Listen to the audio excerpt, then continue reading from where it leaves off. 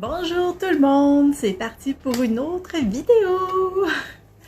Alors, je continue mon périple sur la Via Francigena en Italie. Donc, on avait terminé la dernière fois à San Gimignano avec le fameux festival médiéval. Donc, j'ai continué à marcher évidemment par la suite. J'ai pas pris de pause. Donc, le lendemain, en commençant ma marche, je suis tombée sur un groupe d'Italiens. C'était des gens qui venaient en fait de Lucca, Lucca qui est une des villes que je crois c'est mon premier vidéo, je terminais à Lucca. Donc eux, ils faisaient petit bout par petit bout à chaque année. Donc c'était un groupe qui parlait vraiment pas anglais, là, c'était extrêmement limité, pas du tout français. Donc c'était assez intéressant de me retrouver avec eux. Et là, bon, ça fait quand même à peu près 2 semaines que j'étais en Italie, donc je commençais à comprendre un peu quand on me parlait. Par contre, moi, j'arrivais toujours pas à le parler, à part que dire vorrei un cappuccino per favore, parce que je buvais un cappuccino à pratiquement tous les jours. C'était pas mal la seule chose que je savais dire en italien à ce moment-là.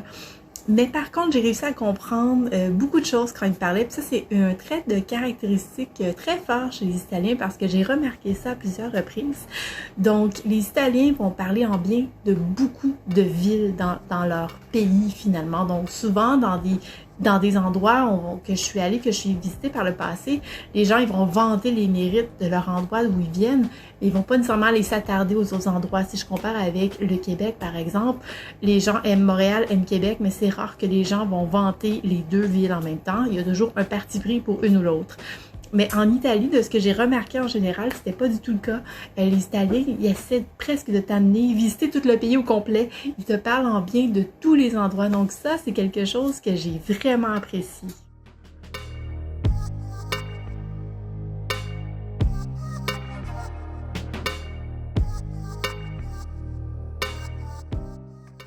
Un autre fait intéressant que je ne savais pas, l'Italie n'est pas si vieux en fait. Non, en fait, l'Italie, ce qu'on appelle l'unification des royaumes d'Italie, c'est fait en 1861, ce qui veut dire qu'avant, c'était tous des petits royaumes, et là, ils se sont simplement unifiés. Puis, bon, ben depuis, je crois, c'est 1946 que là, c'est vraiment devenu une république, les républiques italiennes. Donc, c'est intéressant quand même quand on voyage comme ça, les choses qu'on découvre. Donc, j'ai aimé savoir ce fait, donc je vous le partage. C'est peut-être ce qui explique aussi le fait qu'il y a beaucoup de villes fortifiées. Voici d'ailleurs un exemple de la ville de Monteriggioni. Monteriggioni, en fait, j'ai beaucoup apprécié parce qu'on voit qu'on arrive de loin. La ville qui est en fait magnifique avec l'entourage fortifié comme ça. Je l'ai mentionné dans d'autres vidéos, j'en ai vu plusieurs sur le chemin. Donc dès qu'il y avait une petite butte, il y avait un royaume au-dessus, pas un royaume, une ville fortifiée. Moi je trouvais ça vraiment fantastique pour une personne qui vient du Canada. C'est quelque chose qu'on n'est pas habitué de voir, donc j'ai trouvé ça assez merveilleux à voir. Marcher, c'est aussi les rencontres qu'on va faire. Donc, je vous ai parlé de ma rencontre avec le groupe d'Italiens. J'ai aussi marché pendant une journée avec Georges. Georges qui vient de la France. Et Georges, c'est assez drôle, je ne l'ai jamais revu, mais on a vraiment marché ensemble toute la journée. C'est un homme retraité qui est en train de faire une maîtrise à l'université en théologie. Un domaine, en fait, que je ne connaissais pas du tout. Donc, il était en fait en train d'étudier toutes les religions. Donc, c'était vraiment pas le côté religieux qui m'expliquait, c'était un peu, en fait, les différentes guerres qui se passent dans le monde. Beaucoup est expliqué par la religion et les choses qu'on fait de nos jours aussi, tout est expliqué par la religion. Bref, une conversation assez intéressante durant toute la journée. Et Georges aimait beaucoup boire. Donc, moi, je suis pas quelqu'un qui va prendre une bière le matin. Avec Georges, j'ai pris une bière le matin. Donc, ça fut une belle expérience. J'ai beaucoup aimé. Puis, on est arrivés ensemble à Siena, qui est une autre sublimité en Italie. Une autre ville qui fait partie du patrimoine mondial de l'UNESCO. Tout comme San Gimignano, où est-ce que j'ai terminé ma vidéo précédente. Donc, je vous laisse sur des magnifiques photos de Siena. Franchement, l'architecture, la cathédrale, c'était quelque chose. C'était assez époustouflant à voir.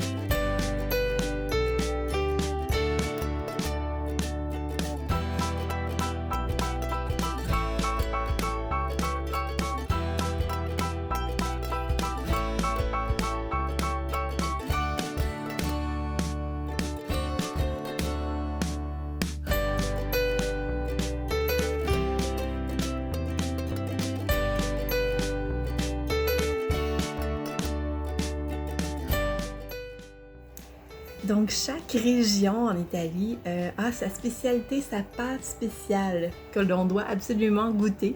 Alors, à Siena, c'était la fameuse Pici. Alors, Pici, vous allez voir une belle photo. En fait, la photo est un peu embrouillée de mon plat que j'ai goûté. Donc, c'est comme une sorte de gros spaghetti.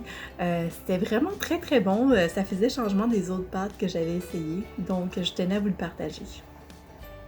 Une des questions que je me suis fait poser, c'était un peu au niveau du nombre de kilométrages que je fais marcher par jour et si je réservais à l'avance et tout ça. Moi, je vais vous dire que ce chemin-ci est un peu différent pour moi parce que je me sentais un peu comme une retraitée. J'avais pas nécessairement de date d'arrivée à Rome. Je savais pas quand j'étais pour arriver parce que j'étais en année sabbatique. Donc, je dois avouer que le chemin a été un peu différent pour moi. J'essayais pas de faire le plus de kilométrage possible. Par contre, j'ai croisé un pèlerin que lui faisait environ, il me disait 40 à 50 km par jour et il avait tout réservé presque 3 mois en avance, même ses tours rendus à Rome, il avait tout réservé. Donc je dis pas que c'est mauvais de le faire comme ça, c'est juste que moi je pourrais jamais faire un chemin comme ça me stresserait énormément d'avoir tout réservé à l'avance. Donc moi je réservais rien, donc j'arrivais et puis voilà, c'était parfait comme ça. C'est arrivé quelques fois que j'ai réservé, mais habituellement je réservais pas. Donc j'arrivais, souvent c'était les donativos, bonjour, bonsoir, je suis là. Et c'est comme ça que ça se passait pour moi. Alors, le nombre de kilomètres que j'ai fait par jour, je vous dirais qu'il se situait en moyenne dans les 20 kilomètres. C'est moins que ce que je faisais par le passé. Ce qui a beaucoup expliqué, c'est la chaleur, finalement. Parce qu'habituellement, moi, je marchais, en fait, beaucoup dans la journée, comme presque toute la journée, finalement, mais je faisais souvent des pauses. Parce que comme j'ai expliqué dans la vidéo précédente, en Italie, il faisait extrêmement chaud.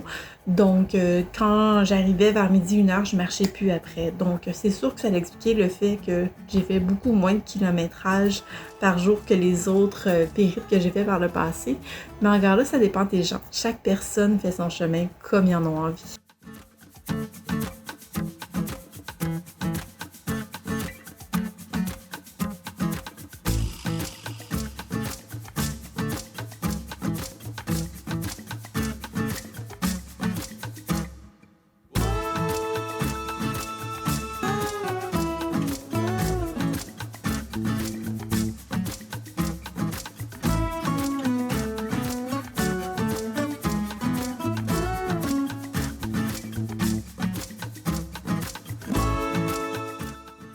Avant qu'on termine cette vidéo qui arrive déjà à la fin, je tiens à vous dire que la prochaine vidéo débute assez fort avec une journée que j'ai vécue qui a été une montagne russe d'émotions.